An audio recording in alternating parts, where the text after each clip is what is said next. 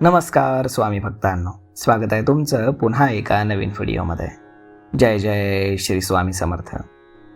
स्वामी भक्तांनो, तसं पाहिलं तर डोळा लावणं ही अतिशय सामान्य क्रिया आहे, परंतु याचे अनेक शुभ आणि अशुभ संकेत सांगितले जातात. अनेकदा आपण डोळा लावला की काहीतरी चांगलं किंवा वाईट घडणार आहे असा विचार करतो. विशेष म्हणजे स्त्री आणि पुरुषांसाठी याचे वेगवेगळे अर्थ असतात, एक नसतात. तर मग अनेकांचा डोळा अचानक लावण्याचा अनुभवही येतो. शरीराच्या हालचाली आपल्या भविष्यातील घटनांचे संकेत यामुळे देत असतात. डोळा लावणं ही केवळ शारीरिक क्षमता किंवा त्याचं लक्षण नसून हे येणाऱ्या काळाचं भाकीत देखील असू शकतं. तर मग चला आजच्या व्हिडिओमध्ये जाणून घेऊयात याबद्दल सविस्तर. सर्वात पहिली गोष्ट म्हणजे पुरुषांचा डोळा लावण्याचा अर्थ काय होतो. तर पहा, पुरुषांच्या बाबतीमध्ये उजवा आणि डावा डोळा लावण्याचे परिणाम हे पूर्णपणे भिन्न आहेत. सगळ्यात पहिलं जाणून घेऊयात उजव्या डोळ्याबद्दल. पुरुषांचा उजवा डोळा लावणं हे अत्यंत शुभ मानलं जातं. हे प्रगती, धनलाभ किंवा एखादी मनासारखी बातमी मिळण्याचे संकेत आहेत. जर उजव्या डोळ्याची पापणी किंवा कड्या लावल्या तर थांबलेली कामं तुमची पूर्ण होऊ शकतात. आता जाणून घेऊयात डाव्या डोळ्याबद्दल.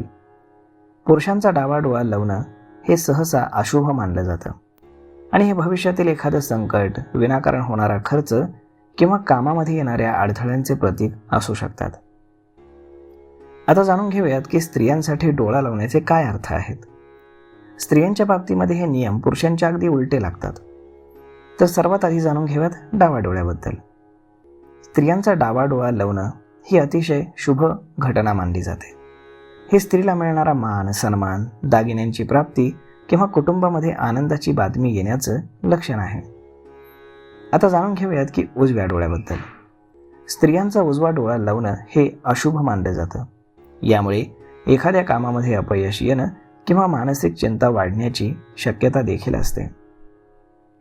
तर मग मित्रांनो, अशा पद्धतीनं डोळा लावणं शुभ आहे की अशुभ आणि त्याचे स्त्री आणि पुरुषांसाठी काय आणि कसे अर्थ आहेत हेच आजच्या व्हिडिओमध्ये आपण जाणून घेतलंय.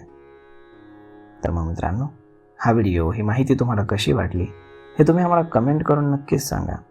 आणि जर हा व्हिडिओ तुम्हाला आवडला असेल तर आपल्या जवळच्या मित्रमंडळींसोबत देखील हा व्हिडिओ तुम्ही शेअर करायला विसरू नका. धन्यवाद.